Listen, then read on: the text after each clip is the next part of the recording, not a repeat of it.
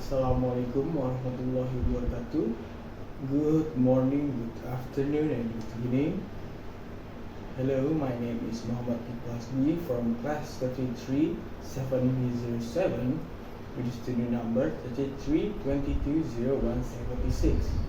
Today I will be your host for this presentation. This presentation is divided in two parts. The first part is explaining cultural shock and gestures, and then the part two we have to solve a case study. So let's continue. So the first is culture shock. What is culture shock? Culture shock is referred to the psychological and emotional discomfort that experienced by individual when they are exposed to a new culture that is significantly different to their old culture. According to Clairvaux Aubert in the 1960s, culture shock is the anxiety that results from losing all our familiar signs and symbols of social intercourse. It means that people move to a new cultural environment.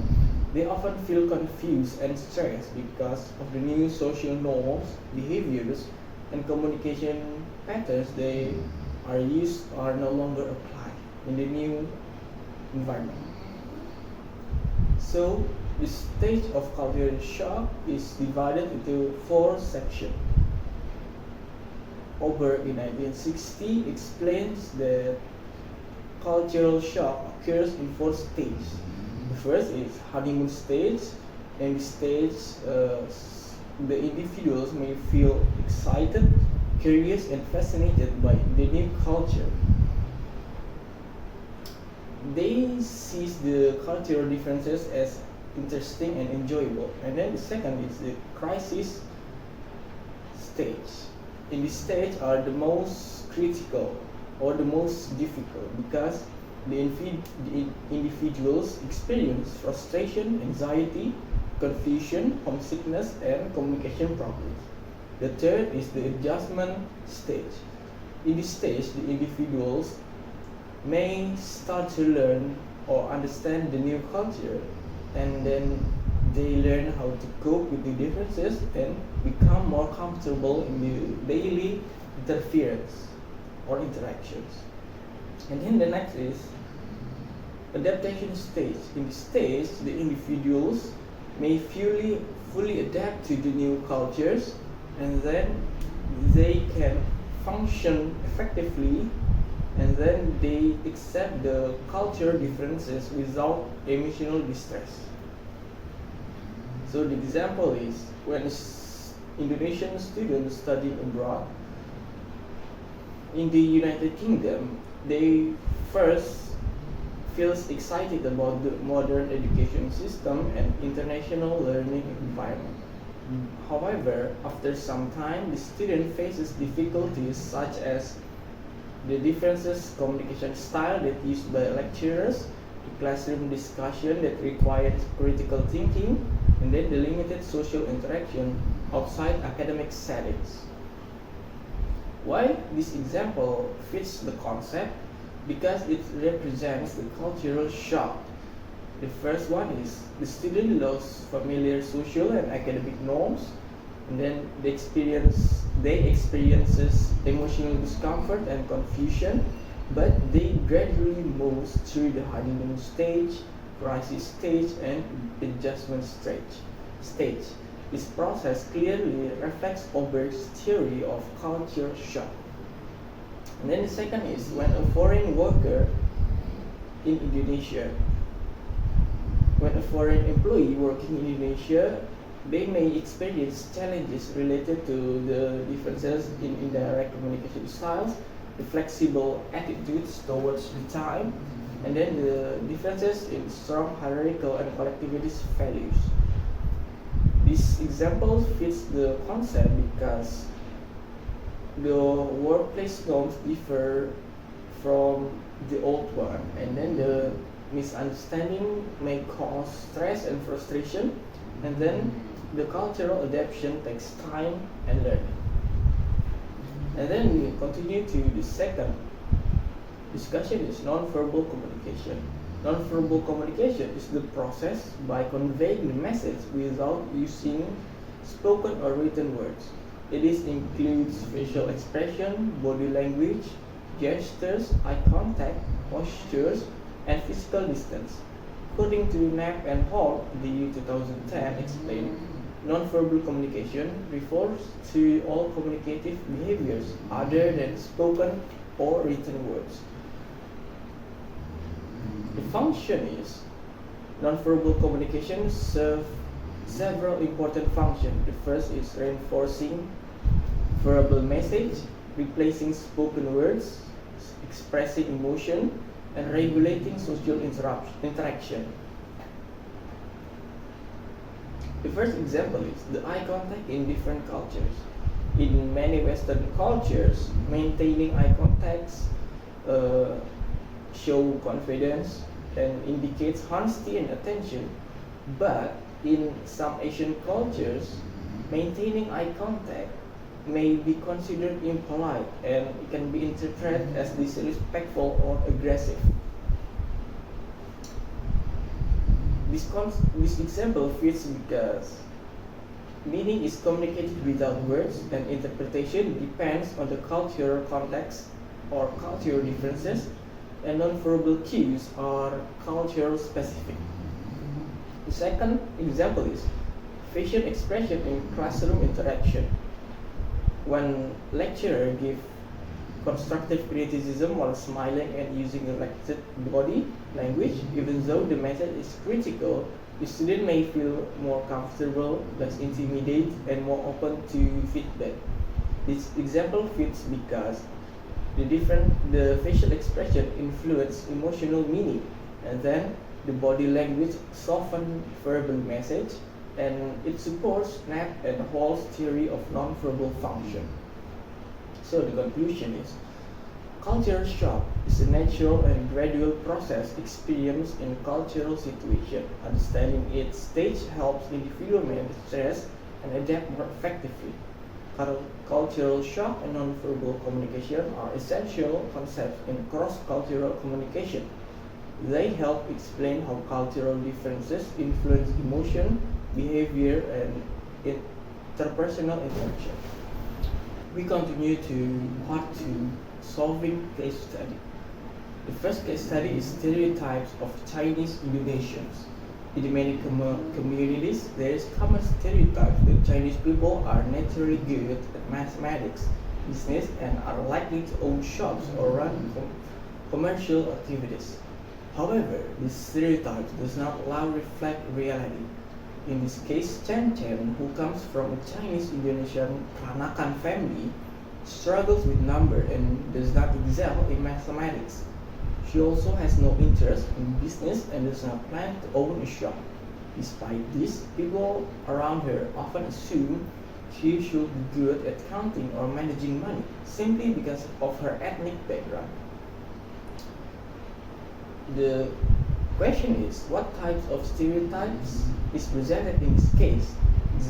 Explain whether it is a positive stereotype, negative, or a general cultural assumption. And then the second is, what are the negative impacts of this stereotype? The third, are there any positive impacts of this stereotype? The fourth, what specific stereotype is highlighted in this case? We're gonna answer for number 1. The stereotype in this case is a general cultural assumption that functions like a positive stereotype on the surface but has negative implication in reality. A positive stereotype refer to an overly favorable expectation about a group. For example, all Chinese Indonesians are good at math or business. While it seems complementary, it is still science fixed trait to individual based on group membership rather than personal ability. Therefore, it is a form of overgeneralization of cultural traits rather than an accurate reflection of an individual's capability. This assumption unfairly places expectation of Chen Chen simply because of her ethnicity, even if she does not personally exhibit those traits. And then the stereotype can negatively affect Chen Chen in several ways. The first, emotional impact. Chen Chen may experience anxiety, frustration, or lowered self-esteem when repeatedly judged based on an inaccurate belief. She might feel misunderstood or unfairly compared to others. And then the social impact. People may make assumptions about her skill or interest, which could lead to awkwardness interaction or even dismissiveness when she disagrees with their expectation. The third is academic impact. Teacher or peers might expect her to be naturally good at mathematics, causing disappointment or additional pressure if she struggles. She might receive less appropriate academic support because people assume she already excels. And then the last is cultural impact. Chen Chen may feel forced to justify her interest or struggle with acceptance within both Chinese Indonesian communities and broader Indonesian societies. The third question is, what are the positive impact of these stereotypes? The possible positive impact is, at the times, positive stereotypes can lead to higher expectation or opportunities. For example, teacher might give positive feedback, thinking she is capable. However, overall, the stereotype is harmful because it is imposed unrealistic expectation and ignores individual differences.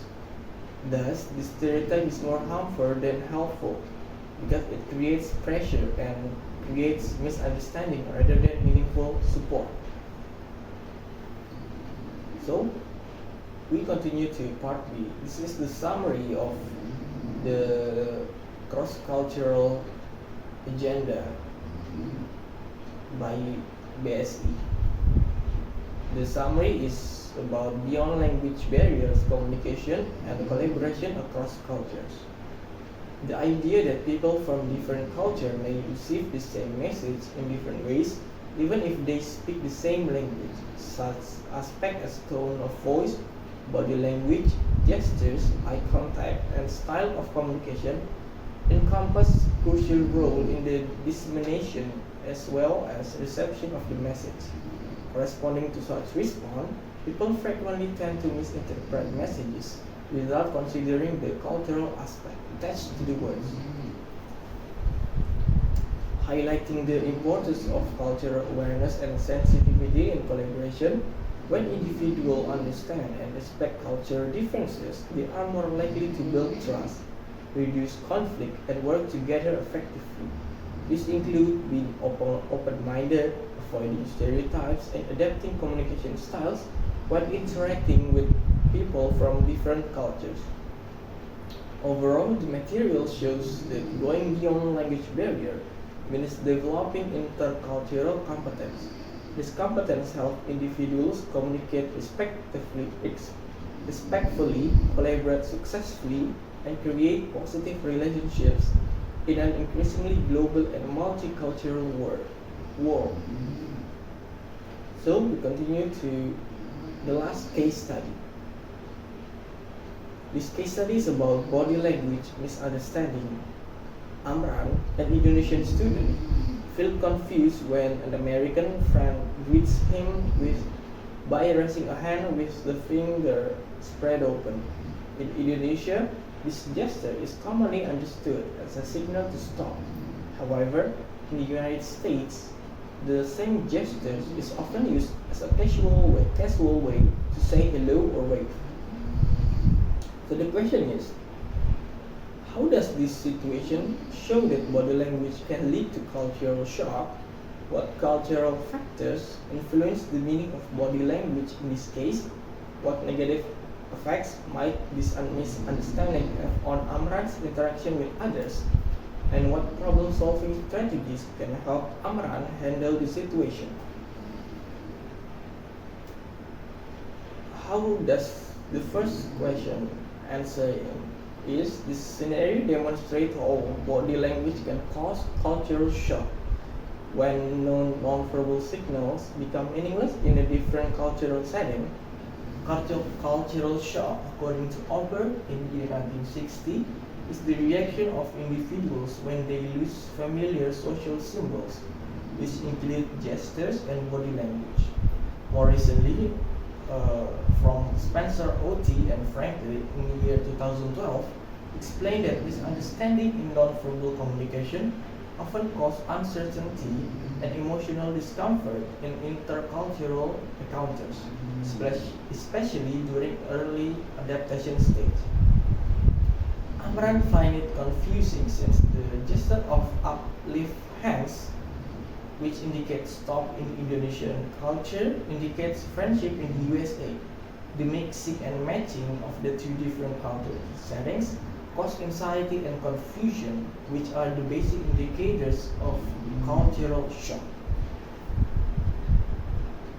The meaning of body language in this case is shaped by cultural values, communication context, and social norm. According to Hall's high context and low context theory, cultures interpret nonverbal cues differently based on shared understanding and explicitness. Or contemporary research by Ting Toomey and Dorji in the year 2019 underscore the point that hand gestures are a symbol in the culture and learned through the process of socialization. The nature of hand gesture in the Indonesian cultures appears to be more conservative and hierarchical in nature compared to the American culture. Thus, the same physical gesture communicates completely different message depending on cultural background. What negative effect might dismiss on Amran interaction with others? The first is about the miscommunication. Through nonverbal communication can cause feelings of anxiety, even embarrassment and shy, and withdrawals from the society.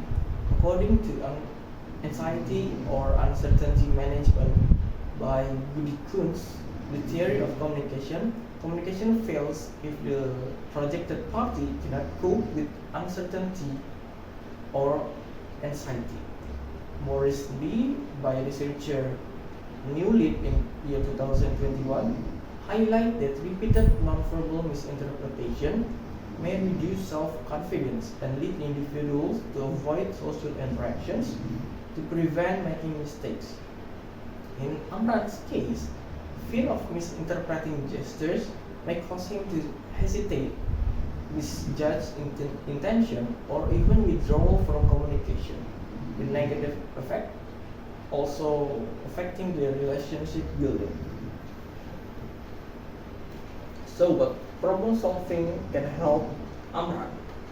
Intercultural competence, which encompass awareness, knowledge, and abilities, is necessary for effective problem solving. According to Deerdorf in year 2011, asserts that intercultural competence entails both acceptable communication conduct and attitudes like openness, curiosity, and respect. According to Bennett in year 2017, highlight the significance of cultivating cultural sensitivity via observation, inquiry, and computation of cultural disparities. The strategy for Amran includes politely asking for clarification when unsure, observing how locals use the gestures, learning common American nonverbal cues, and practicing cultural awareness and flexibility. This strategy can reduce anxiety and improve cross-cultural interaction for Amrans. These are the references that I used in the part 2.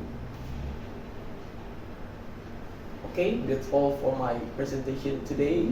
I hope you all understand about cultural shock, gestures, and the case study.